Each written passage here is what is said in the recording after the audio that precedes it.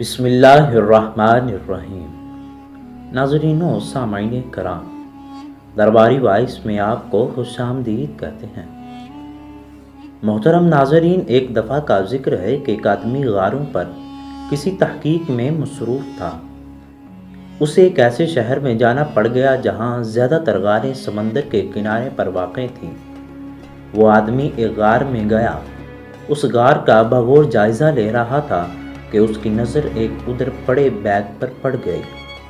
اس نے اس تھیلے کو اٹھایا اور دیکھا کہ اس کے اندر ڈھیر سارے مٹی کے گولے پڑے تھے، جیسے کسی نے خود گول مٹول کر کے مٹی کے گولے بنا کر سکھانے کے لیے رکھے ہوں۔ اس آدمی کو وہ گولے اچھے لگے، سو وہ اس بیگ کو اٹھا لایا۔ وہ سمندر کے کنارے چہل قدمی کر رہا تھا۔ اس نے وہ بیگ، وہ تھیلا ہاتھ میں پکڑا ہوا تھا۔ ایک دم اس کے دل میں کوئی خیال آیا۔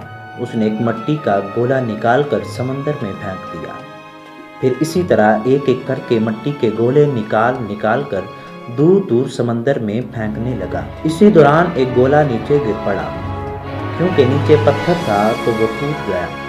اس آدمی نے دیکھا تو اس گولے میں سے ایک گوہر نکلا تھا۔ وہ آدمی ایک دم حیران ہو گیا۔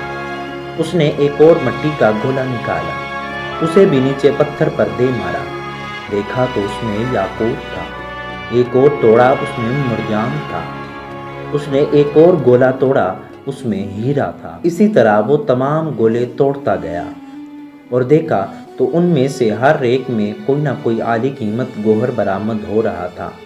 وہ آدمی بہت خوش ہوا کہ اچانک سے اسے یاد آیا کہ ابھی تو صرف 20 گولے بچے ہیں۔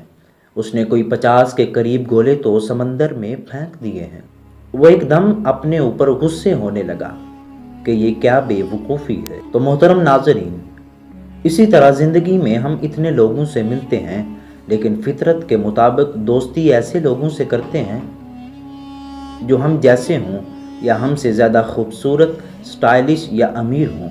حالانکہ ہمیں اندازہ ہی نہیں ہوتا کہ کسی بھی کتاب کو اس کی جلد دیکھ کر نہیں جانچا جا سکتا۔ کسی بھی انسان سے ہم کیا کچھ سیکھ سکتے ہیں، اس کے لیے اس کی چیزوں یا حسن سے متاثر ہونا ضروری نہیں، لیکن ہم انسانوں میں بھی بہت سے ایسے انمول گوہر گما دیتے ہیں کیونکہ ہمارے اندر حکمت کی کمی ہوتی ہے۔ ہر انسان کو موقع دینا چاہیے اور ہر ایک کو برابری سے ٹریٹ کرنا چاہیے۔ ہمیں کیا پتا کہ کون ہمیں زندگی کا کوئی ایسا اہم سبق دے جائے جو ہمیں ہمیشہ کام دے۔ انسانوں کی قدر کرنی چاہیے، ان کے ظاہر سے کہیں زیادہ ان کے باطن پر توجہ مرکوز رکھنی چاہیے۔